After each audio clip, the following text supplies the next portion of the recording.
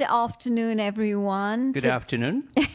Today I am in conversation with Jake, and Jake is promising to be a very interesting guest. I hope. So thank you so much for joining me today, Jake, thank you. and also for being a part of this very fascinating project where it's basically trying to create memories, or rather encourage people who've lived in a Singapore that did not exist earlier, and to basically reignite memories, and then memories that can then reach out to the younger generation. That's one, who will then get familiar with what Singapore used to be because now it's so modern.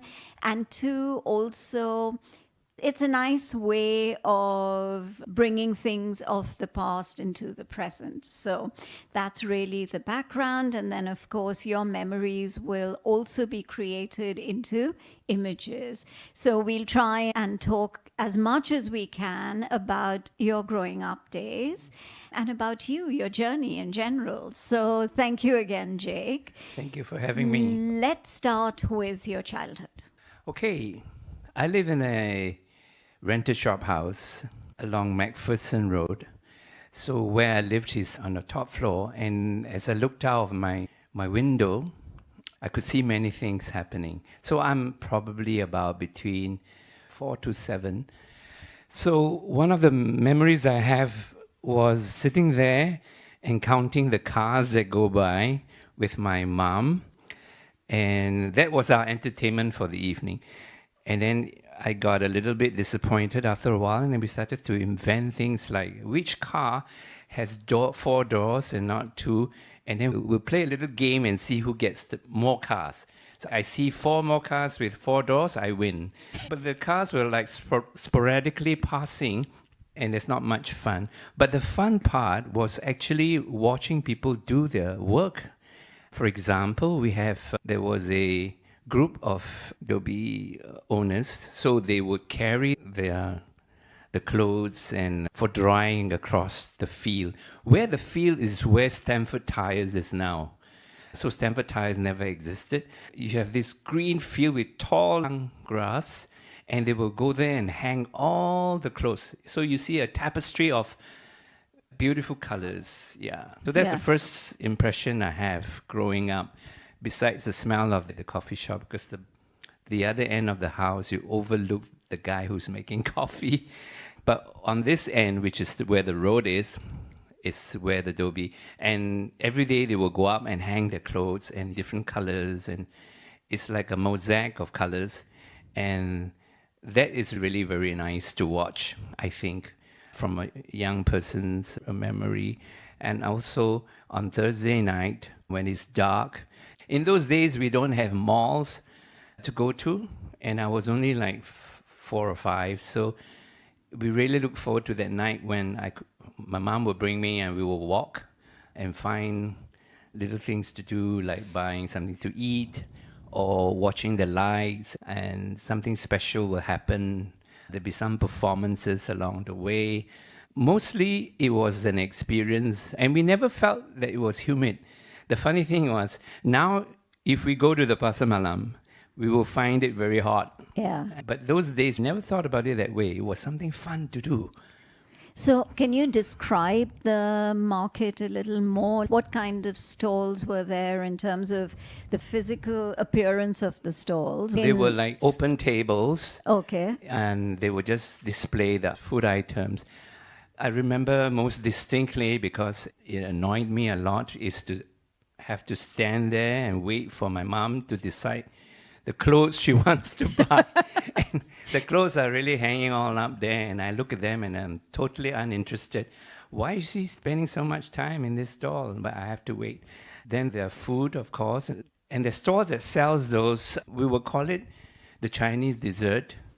I don't know whether you know they'll sell these red beans. Yeah. And then we call it ching teng. So the shop house that you lived in, what was on the floor below? Oh my gosh, it's so interesting. There's this group of people, and they melt things and they repair cars. So they will have this hooded headdress, and they will have this long needle. I think it's end of a stick where it's, if they should touch something metal, the sparks will come out. And that's how they solder things.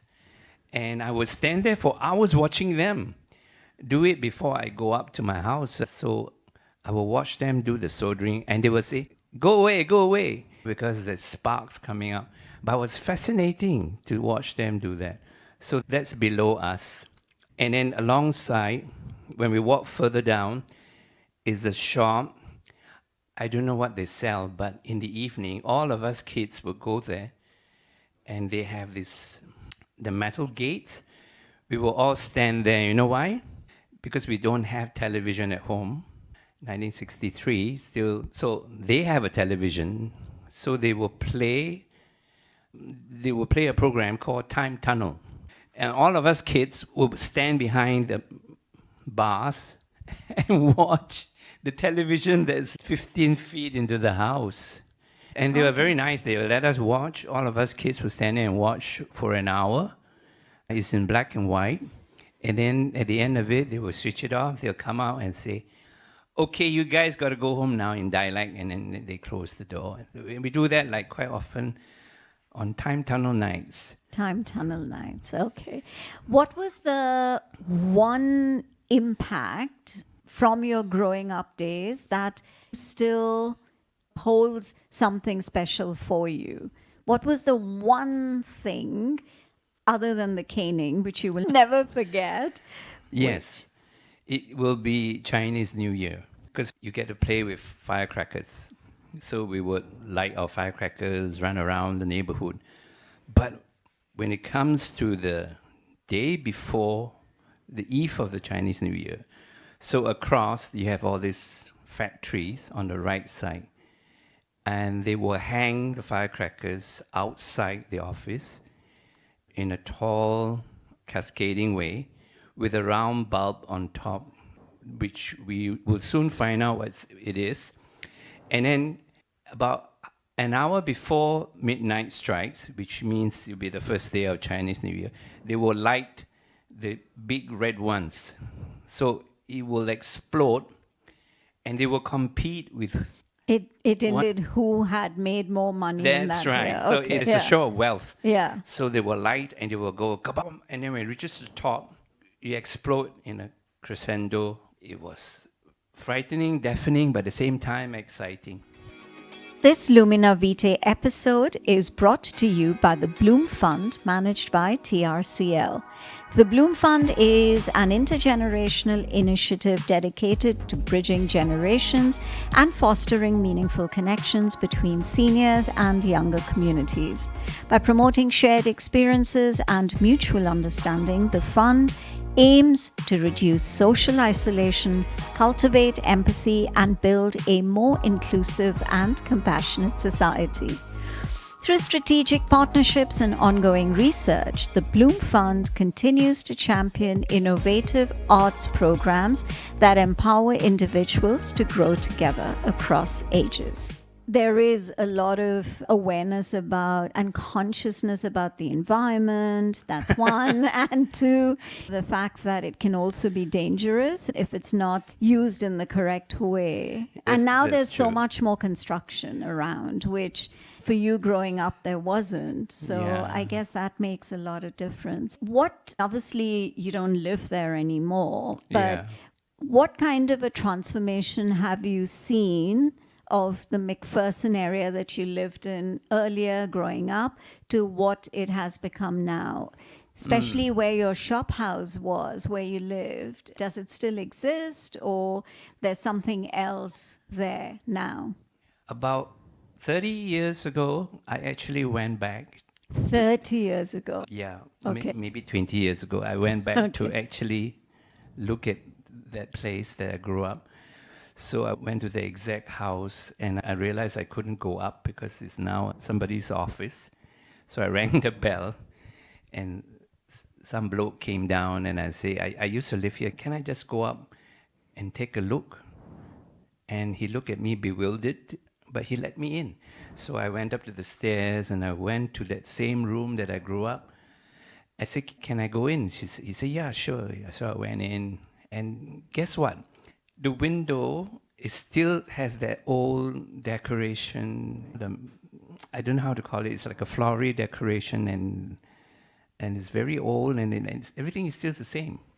Everything else has changed. And what is it that you do, Jake? The inspiration for what you do, did it come from your growing up years, or it came from when you went to university, or how did you actually come about doing what you do, and what is it that you do? Okay, I think my life has two parts. The first part is I was a teacher, but a very different kind of teacher. I was a teacher in a military school. Yeah, so a long time ago, there was a school called the SAF Boys School. And to avoid premature school leavers from going out and then creating trouble for themselves, the Military of Defense invented the scheme where they can go to a military boys' school and be given some discipline so that they become better and they learn a vocation where they can have a career. So I was one of the 10 officers, military officers, who were trained to become teachers, to teach in that school. So that was the first part of my career in the military. So within the military, I was a teacher, I was a career counselor, I was a filmmaker for the military. So when I left at the age of 46, I asked for early retirement. I only wanted to be a teacher after I left because that was my first love. But every phone call I get is, Jake, are you still making videos? So I say, hey, maybe this is a good chance to start a business. So I started my film and video business, commercial. And MinDev has been a very good client, but I also have other clients now. And then, but 10 years ago, I fully retired. I don't think you will ever fully retire, because I can see a sense of purpose in you, and I can see a sense of wanting to keep doing and keep going. You're right, it's in my blood. As to how I know how to do it, I think if I say this, people would say, they probably won't believe it, but it was very instinctive for me to be able to do what I do. I really had to beg on both knees to go for formal training after I've done the job to get myself some professional qualification. But before that, I was already doing it. And instinctively, I know what is a nice angle, what people should say, what is real, and what kind of music should go with what. So in that sense, it's a bit hard to explain. That is very inspiring. And one last thing before I let you go, what are the kind of takeaways you think will be good for the younger generation? Because they've seen a very modernized Singapore, which in your growing up days was very different from the way you have, and all the other guests on this series have actually described it. I think that there's nothing like experiential learning, like you say.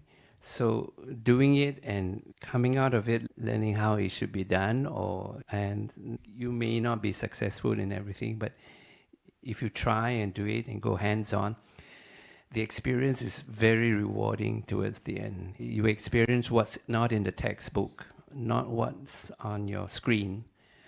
With AI coming on and with people being trapped in a little social environment, I think the only thing I would say is to encourage people to do the real thing. Don't play games on the computer too much. Actually play the game. Get yourself knocked down. You'll get up, and then it helps you in your life at some point down the road. You never know. Like a lot of things, maybe I learned it when I was much younger and I didn't realize. Maybe all that colors help. Yeah, it's possible. Yeah, because subconsciously you absorb, and then later somewhere in your life it just appears. I think there's a history, there's a heritage of Singapore which should not be forgotten, and it's meaningful. And I think the younger generation should appreciate it and value the fact that you went through all that you did and you saw Singapore evolve into what it has become today. From young, I've told you stories about me watching people do things. Correct. I watched the guy welding. I watched the guy making the kueh. I watched them putting up their clothes to dry. So I think observation is a very important part of learning. And I think people need to get into real scenarios to watch what real people do so that they have an incredible amount of feel about how things are actually done. I really hope that the younger generation would get their hands dirty. Yeah, I think that's important because everything should not be laid out on a platter. Yeah. You're absolutely right. On that note, thank you again, Jake. Thank you. Thank you. It was a pleasure talking to you.